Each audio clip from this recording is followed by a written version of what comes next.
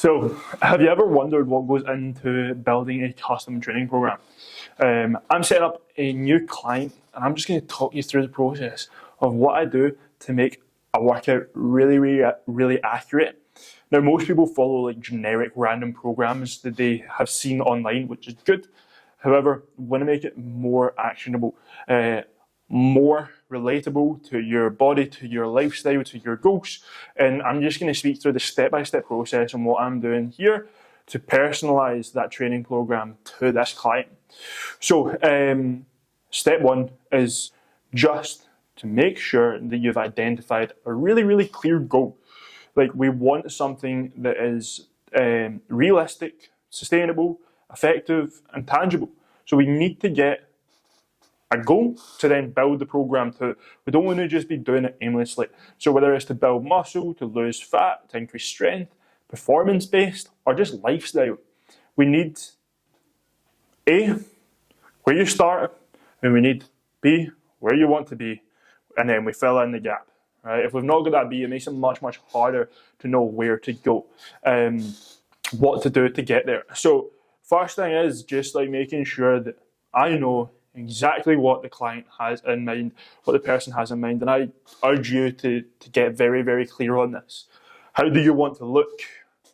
What do you want to wear with that look? How do you want to speak? What do you want your lifestyle to look like? What do you want your food to look like? How strong do you want to be? What do your workouts look like? Like, do you want to be able to run and be fit and active? Or do you care more about strength and lifting heavy ass weights? So just getting super clear on that. Then, like, step two after that, I'll always ask a client to have a testing week where they track their calories, we see how they get on. Track the calories and the macros, see how close they get to it without much assistance. Because one, I want to see what they gravitate to on their own. I want to see how they get on with maybe a new habit that they've never done before. And if they can't track their calories, if they can't track their macros, if they can't stay consistent with that, then why? Why can they not do that? That needs to be a discussion. So obviously, nutrition comes a lot into progress, so it's something that we have to speak about, and that is one of the big things off the bat, is just have like a testing week when it comes to nutrition. For the actual workout program, I'll assess their current fitness levels. Like, what do they currently do? What's their experience? How many years do they have in the gym? Where do they think they're at? Are they beginner, advanced, or beginner, intermediate, advanced? I'll look and get them to provide progress pictures, and we can see maybe where areas need to be developed. Is it the chest that's lacking? Is it shoulders? Is it arms? Are their legs great because they play football but their upper body sucks? Okay, so right, how do we fix that? So just being like critical in a good way to improve. Making sure, one, I know that they've not got any history of injuries. If they do, how to get around that. If they've constantly had shoulder issues, what do they do? What can't they do? How can I potentially help? If they've got tight hips, okay, a mobility routine might need to come into play. Knowing how much someone can commit to the gym is really important. How many hours can they spend in the gym? Are they very short in time? Okay, well, we might need to focus on 45-minute sessions where we focus on compound lifts and the most effective things.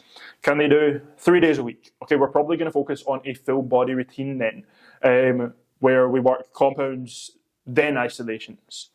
If they can do maybe 4, 5, 6 days, then we're going to be looking at more body part split.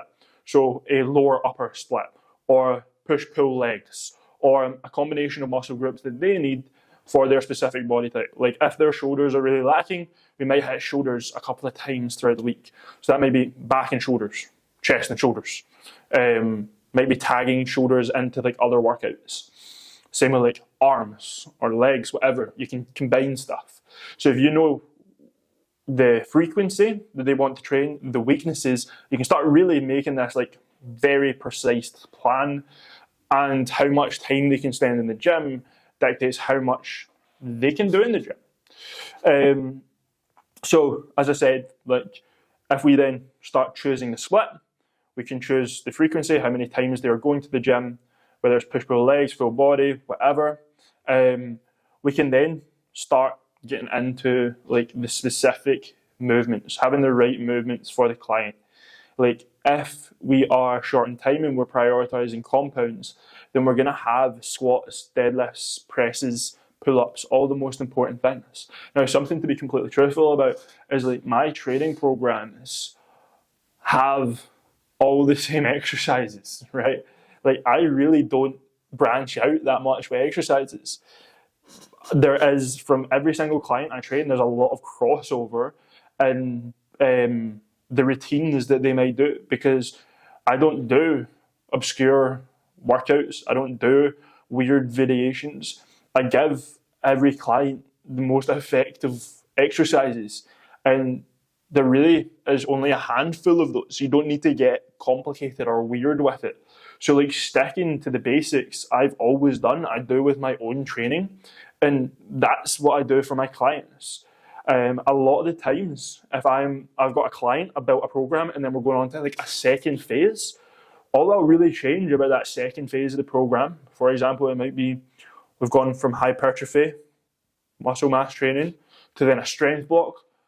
A lot of the exercises will still be there in that second phase. I'll maybe change the order of the exercises, and I'll change the sets and the reps. However, we're going to keep a lot of the same exercises in the program forever.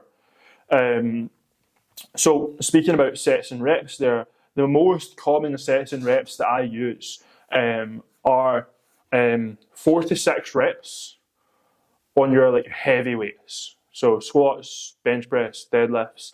If I want someone going heavy, it'll either be 1 to 4 or 4 to 6. That's it. Because you obviously need to put a lot of weight in the bar to only be able to move it for that amount of time, for that amount of reps. If you're loading up with too light, you're going to end up doing hundreds.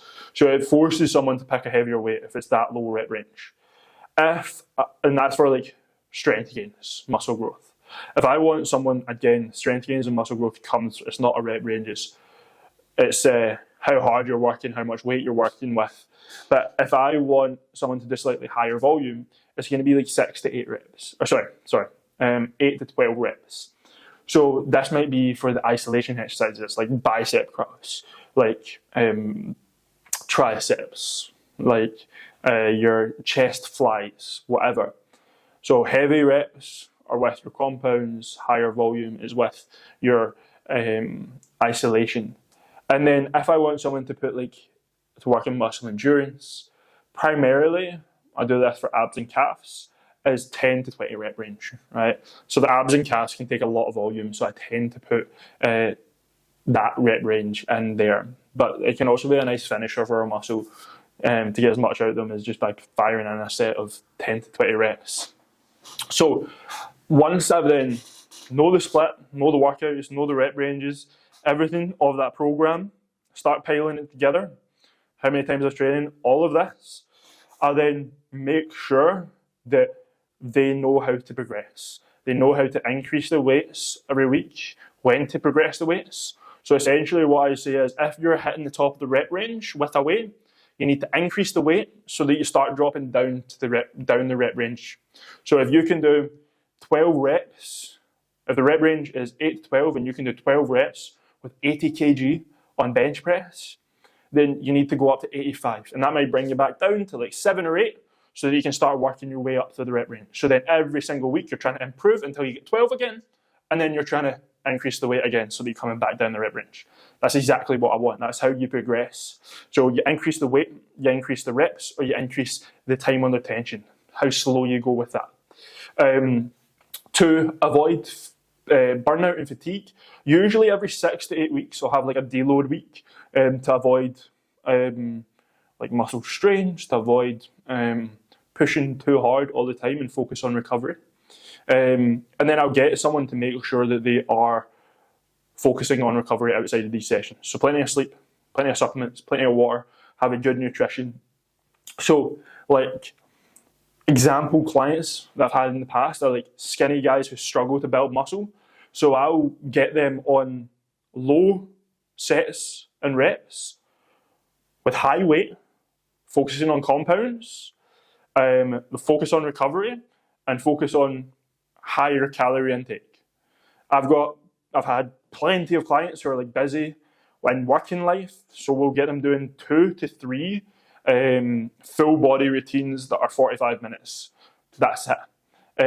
Guys who are strong but kind of look soft, well, we'll create a calorie deficit, we'll get rid of the junk food, we'll increase the workout intensity, probably use slightly higher rep ranges, and make sure that the conditioning of their physique is on point. So we're dropping the body fat, increasing the muscle volume, and making sure their physique is spot on. But every single training program is unique, and it differs from person to person. To be honest, from person to person, it differs month to month because their months might look very, very different. So if you are building your own custom program, make sure that you start with your goals. You're very, very clear. Muscle, how do you want to look? How much weight do you want to put on? What is the goal? Choose a workout frequency you can stick to, how many times a week. Pick exercises that fit you, fit your body, and run with them. Like, stick with those exercises. Don't chop and change every week. And make sure you're tracking your progress week to week so that you can get better week to week. So if you want me to build you a specific training program to save you the hassle, then drop me a message on Instagram, CameronShearer.coach, and I'm more than happy to. I hope this video was helpful. I hope that you learned something about how to make your program specific to you, how I work with my clients, and I'll catch you in the next one.